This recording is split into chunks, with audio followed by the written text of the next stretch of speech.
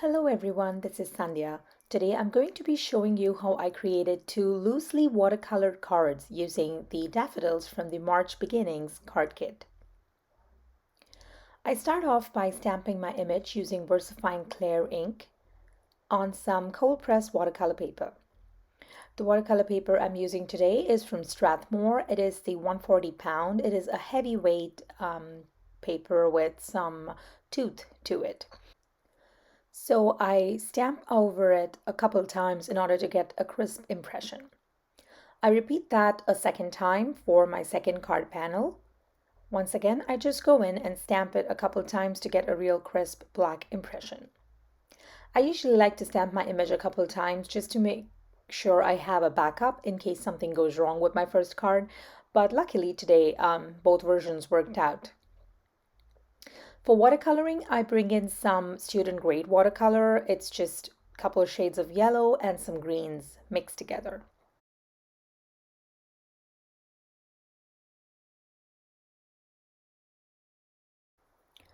As for the technique, it is just simple wet on wet. I go ahead and drop a lot of water in the area where I want to color and then bring in some color and drop it into the pool of water. You will notice that I hold the brush really high up without any control. The idea is to be very loose. I do not intend to color particularly within the lines or stay in any particular pattern or create gradations or anything. So it's just loose painting where I'm having a lot of fun and relaxing. I repeat the same process for the leaves. I bring in clean clear water and apply it in the areas where the leaves and the stem are. And then I bring in some green and drop it right there. If you do end up adding too much water in a certain area, feel free to sop up the extras using a paper towel. I think now it's time for me to turn on some music so you can relax and enjoy as you watch me color.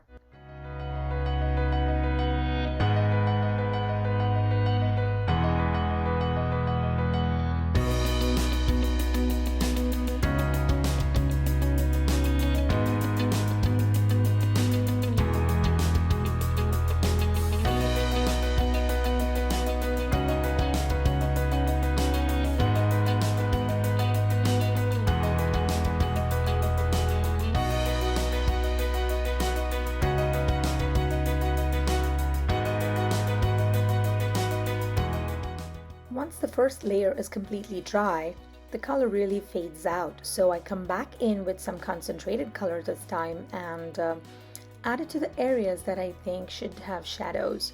The best part about this image is it's already shaded for you, so you can just go ahead and drop some concentrated ink wherever you see those shading marks.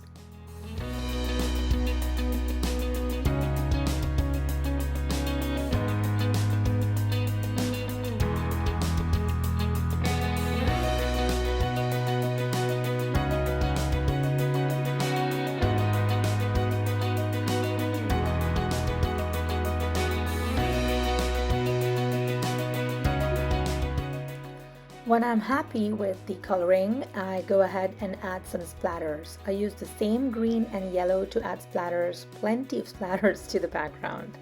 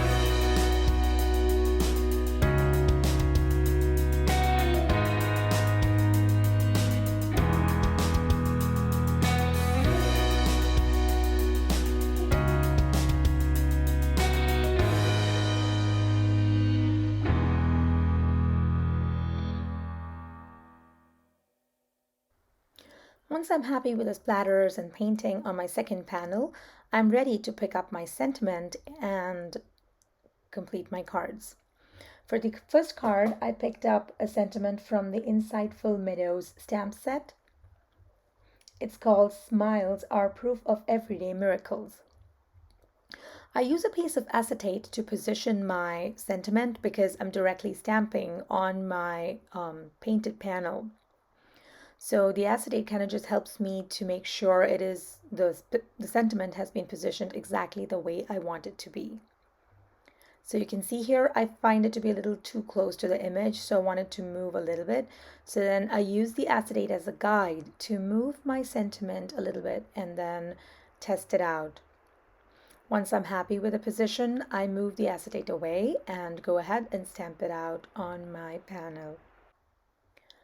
Once again, because it is cold pressed watercolor paper and has some texture, it is important to make sure that you stamp a couple times, and this is where the Misty stamping tool is a big boon. I go ahead and trim down the extra areas around my panel. I trim it in such a way that it's just very slightly shy of the regular A2 card front.